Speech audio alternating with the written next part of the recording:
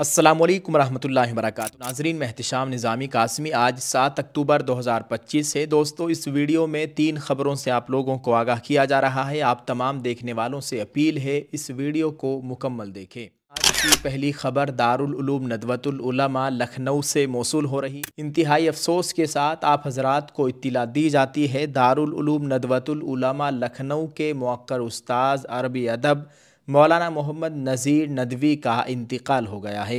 इन्ना लिल्लाहि व इन्ना इलैहि राजिऊन। अल्लाह ताला मौलाना की मुकम्मल मग़फ़िरत फ़रमाए, अहले खाना को सब्र जमील अता फ़रमाए और दारुल उलूम नदवतुल उलमा लखनऊ को उनका नेमल बदल अता फ़रमाए, आमीन। दोस्तों, दारुल उलूम नदवा के लिए ये एक बड़ा सानिया है। अल्लाह ताला मरहूम की मग़फ़िरत फ़रमाए। आप तमाम हज़रात से भी ईसाले सवाब की दरख्वास्त की जाती है। वीडियो के कमेंट में एक दुआया जुमला ज़रूर लिखें, इसको शेयर करते जाएं। दोस्तों, एक और ख़बर से आप लोगों को आगाह करते हैं। नाज़रीन, उत्तराखंड में अक़लियती बिल मंजूर हो गया। मदारिस की खुद मुख्तारी सरकारी गिरफ्त में है, खुदा खैर करे। मीडिया रिपोर्ट से मिली जानकारी के मुताबिक आपको बताएं कि उत्तराखंड के गवर्नर ने उत्तराखंड अक़लियती तालीमी बिल 2025 को मंजूरी दे दी है, जिसके नाफिज होने के बाद सूबे में मदरसा बोर्ड ख़त्म हो जाएगा और तमाम अक़लियती तालीमी इदारों के लिए एक यकसा यानी बराबर कानून नाफिज होगा। वज़ीर आला पुष्कर सिंह धामी ने सोशल मीडिया पर यह इत्तला देते हुए कहा कि गवर्नर की मंजूरी के साथ ही इस बिल के कानून बनने का रास्ता साफ हो गया है। उन्होंने कहा कि इस कानून के तहत अक़लियती बिरादरियों के तालीमी निज़ाम के लिए एक अथॉरिटी तश्कील दी जाएगी जो अक़लियती तालीमी इदारों को मंजूरी देने का काम करेगी। धामी ने कहा कि यकीनन ये कानून रियासत के तालीमी निज़ाम को ज़्यादा शफ़ाफ, जवाबदेह और मेयारी बनाने में मुआविन साबित होगा। इस साल अगस्त में रियासती काबीना से मंजूरी मिलने के बाद धामी हुकूमत ने गैर सैन में मुनक़िदा रियासती असम्बली के मानसून इजलास में इस बिल को पेश किया था, जहाँ इसे मंजूर कर लिया गया। बिल के तहत सूबे में मुस्लिम बिरादरी के साथ साथ दीगर अक़लियती बिरादरियों सिख, जैन, बौद्ध, ईसाई और पारसी के तालीमी इदारों को भी अक़लियती तालीमी इदारे का दर्जा हासिल होगा। अब तक अक़लियती तालीमी इदारों की मंजूरी सिर्फ मुस्लिम बिरादरी तक ही महदूद थी। इस बिल में एक ऐसी अथॉरिटी के क़याम की शिक शामिल है जिससे तमाम अक़लियती बिरादरियों के कायम करदा तालीमी इदारों के लिए मंजूरी हासिल करना लाजमी होगा। यह अथॉरिटी यह भी यकीनी बनाएगी कि इन इदारों में उत्तराखंड स्कूल एजुकेशन बोर्ड के मुकर्रर करदा मेयारात के मुताबिक तालीम दी जाए और तलबा का जायज़ा मुनसिफाना और शफ़ाफ तरीके से हो। इस कानून के नाफिज होने के बाद मदरसा एजुकेशन बोर्ड एक्ट 2016 और गैर सरकारी अरबी व फ़ारसी मदारिस की मंजूरी के कवायद 2019 यकुम जुलाई 2026 से मनसूख हो जाएंगे। वज़ीर आला ने इससे कबल कहा था कि मदरसा तालीमी निज़ाम में बरसों से मरकज़ी स्कॉलरशिप की तकसीम में बेज़ाब्तगियाँ, दोपहर के खाने की स्कीम में बदइंतज़ामी और इंतज़ामी शफ़ाफ़ियत की कमी जैसे संगीन मसाइल दरपेश हैं। उन्होंने कहा था कि इस कानून से हुकूमत को अक़लियती तालीमी इदारों के इंतज़ाम व इंसराम की मौसर निगरानी और ज़रूरी हिदायत जारी करने का इख्तियार हासिल होगा, जिससे रियासत में तालीमी मेयार में बेहतरी आएगी और समाजी हम आहंगी मजबूत होगी। दोस्तों, आपको बताएं इस बिल के ताल्लुक से मुस्लिम पर्सनल बोर्ड के एक अहम रुकन ने बताया कि इस नए कानून में तमाम मदारिस इस्लामिया को मजहबी तालीम देने के लिए उत्तराखंड अक़लियती तालीमी इदारे से मंजूरी हासिल करना लाजिम है। यह दीनी मदारिस के कानूनी मुहासरे की तरफ पहला कदम है। उत्तराखंड अक़लियती तालीमी इदारे से मंजूरी हासिल करने के लिए जो शर्त हुकूमत ने लगाई वो बड़ी ख़तरनाक असल मंसूबा इसी शर्त में छुपा है। मदारिस में मजहबी तालीम का निसाब भी हुकूमत ही तय करेगी। हुकूमत के तहत शुदा निसाब की तकमील पर मदरसा जो सनद जारी करेगा वो स्कूल की सनद के बराबर नहीं होगी, जबकि मदरसे ने भी वही निसाब पढ़ाया है जो स्कूल ने पढ़ाया है। ये इम्तियाज़ सिर्फ इसलिए है क्योंकि आपने मजहबी तालीम दी है।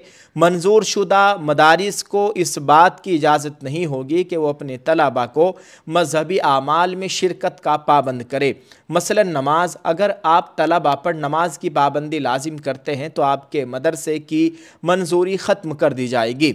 मदारिस के माली मामलात में कोई कानूनी कोताही पाई गई तो भी मदारिस की मंजूरी ख़त्म कर दी जाएगी।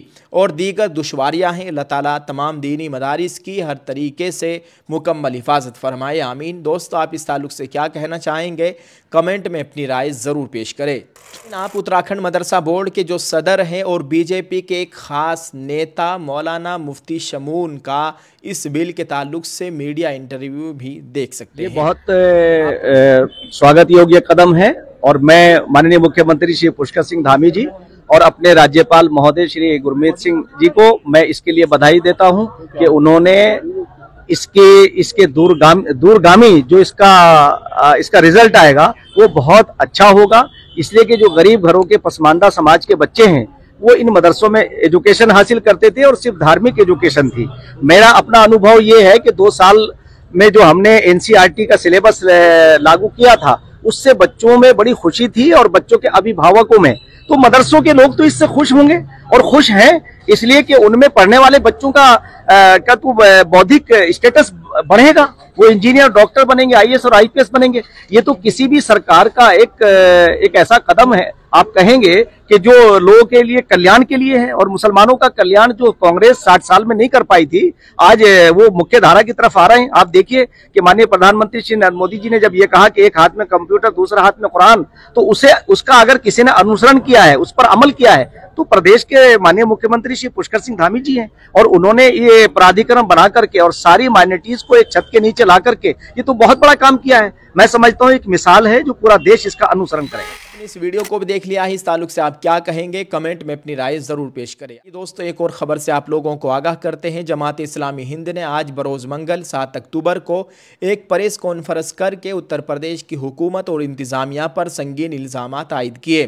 तंजीम ने कहा कि रियासत में इजहार राय की आज़ादी पर हमला किया जा रहा है और आई लव मोहम्मद सल्लल्लाहु अलैहि वसल्लम जैसे पुरअमन नारों को भी जुर्म के तौर पर देखा जा रहा है। प्रेस कॉन्फ्रेंस में तंजीम के नुमाइंदों ने कहा, अगर कोई शख्स अपने घर पर आई लव मोहम्मद सल्लल्लाहु अलैहि वसल्लम लिखता है तो पुलिस उसे जुर्म समझ रही है। ये सूरत हाल नहायत तशवीशनाक है। कम उम्र बच्चों तक को गिरफ्तार किया जा रहा है और उन पर गैर कानूनी असम्बली जैसे संगीन इल्ज़ामात लगाए जा रहे हैं। जमात इस्लामी हिंद ने इल्ज़ाम लगाया कि यूपी हुकूमत ने बुलडोज़र को खौफ की अलामत बना दिया है और सुप्रीम कोर्ट के अहकामात की भी खुल्लम खुल्ला खिलाफ वर्जी की जा रही है। तंजीम ने कहा कि रियासत में सिर्फ मुसलमानों ही नहीं बल्कि दलितों और ख़वातीन के साथ भी जुल्म ज़्यादती में इजाफा हुआ है। तंजीम ने कहा, ऐसे अफसरान के खिलाफ कार्रवाई होनी चाहिए जिन्होंने मोहब्बत के पैगाम को जुर्म बना दिया।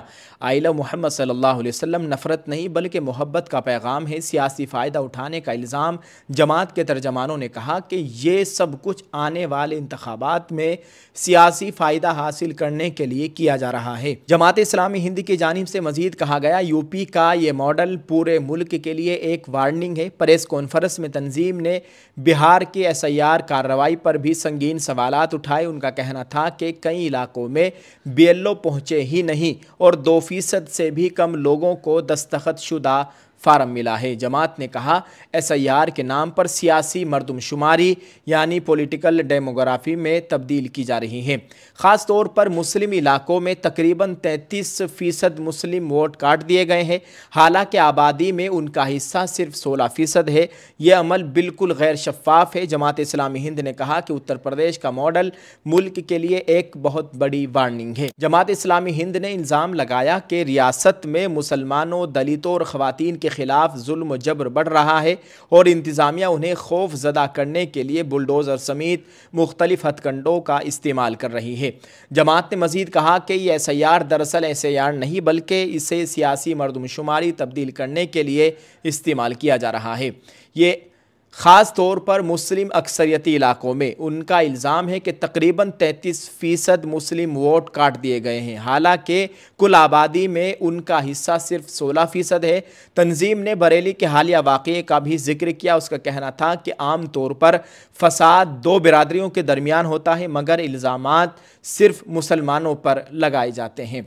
दोस्तों आप इस ताल्लुक से क्या कहेंगे, कमेंट में अपनी राय ज़रूर पेश करें। जमात इस्लामी हिंद के इस बयान को आप किस तरह से देखते हैं, कमेंट में अपनी राय ज़रूर पेश करें। वीडियो को शेयर करते जाएं। दुआ करें अल्लाह ताला हम सब का हामी व नासिर व आमीन। अस्सलामु अलैकुम व रहमतुल्लाहि व बरकातुहू।